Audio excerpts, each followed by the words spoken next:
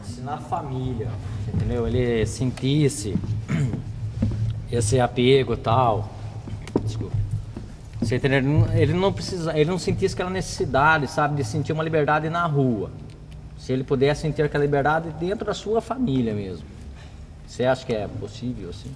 Olha, eu vou pedir ajuda aqui para os meus companheiros, psicóloga e tudo mais, porque assim, a minha vivência também é muito pouca, entende? Jamais eu vou tomar a postura de comentar, ó, eu acho que aí o barato tá em tal ponto. Eu mesmo me questiono, sabe, sobre isso. Certo, então, acho que... aproveitando, assim, para falar a verdade, eu nem sabia que a peça se tratava desse assunto. Então agora, assim, tá tranquilo, curiosidade, sabe?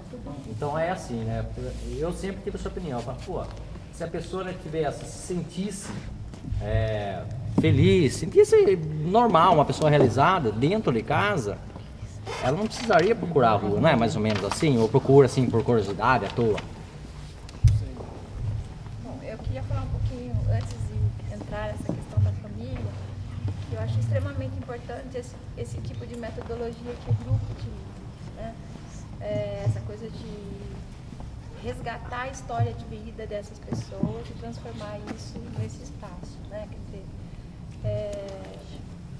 nós muitas vezes, pelo preconceito que temos, né, por não nos identificarmos com certas pessoas, com certos personagens sociais, a gente cria esse olhar meio nebuloso, né? A gente evita olhar, né? A gente tem uma cegueira de uma certa forma, né? E aí cai nessa questão que vocês falaram.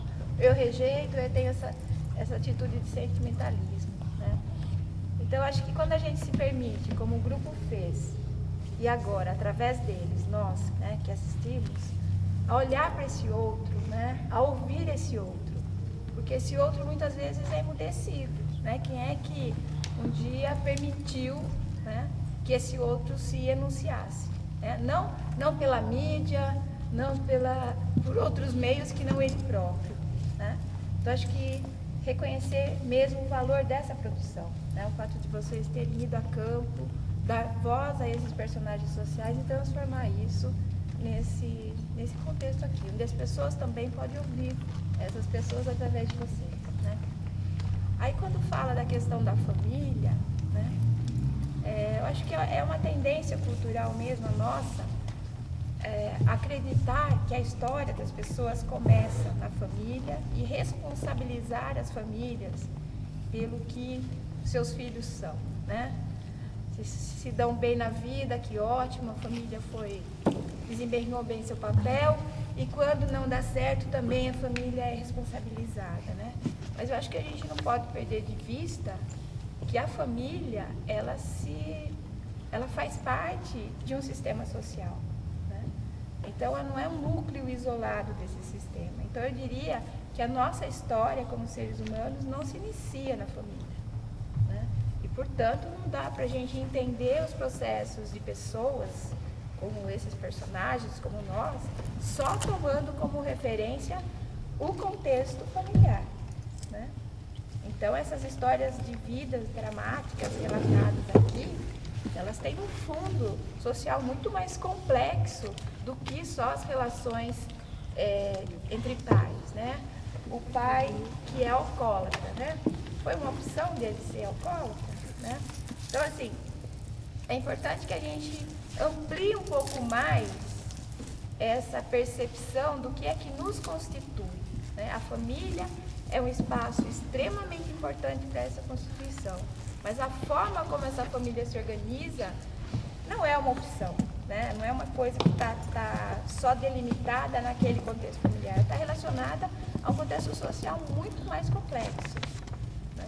Então, eu diria assim, acho que é importante a gente ir um pouco além dessa questão da responsabilização, né? Aí eu estou falando um pouco da questão das políticas públicas, né? Relativas à infância, relativas à adolescência, relativas à educação, relativas à saúde, né? Eu acho que é nesses aspectos que realmente a gente tem que tocar, né? E não necessariamente ficar fixando, né? Focando só a família, porque fica muito pesado, né? Como diz a música, eu gostaria de reforçar, se eu pudesse, eu não seria um problema social, né? Então, portanto, não podemos acreditar que essa seja uma opção. né? Ou um destino, como é muito pior na nossa cultura, a ideia do destino, né? Está predestinado. E aí a gente fecha o diálogo, a gente fecha a história, põe o ponto final, né? Assim, eu também, na outra vez que eu participei de debate lá em São Pedro, eu destaquei essa questão da TV, né? Para mim é muito significativo esse finalzinho, porque a gente está no processo de olhar para esses personagens através desse espaço aqui, e daí vem a tela, né? Porque eu acho que a tela normalmente é a partir dela que a gente enxerga o mundo, né? E aí é que vem todos os equívocos, né, em termos de compreensão.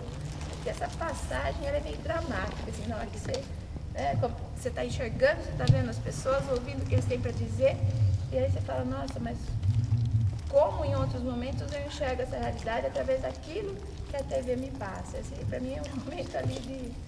Então, quem sabe a gente consiga ir além, né? Eu sempre digo para os meus alunos isso, a gente tem que buscar a história dos fenômenos humanos. Só o homem faz história. Como o Neto falou, esses personagens têm história, eles não têm passado, eles têm história. Porque a única espécie que faz história é o homem.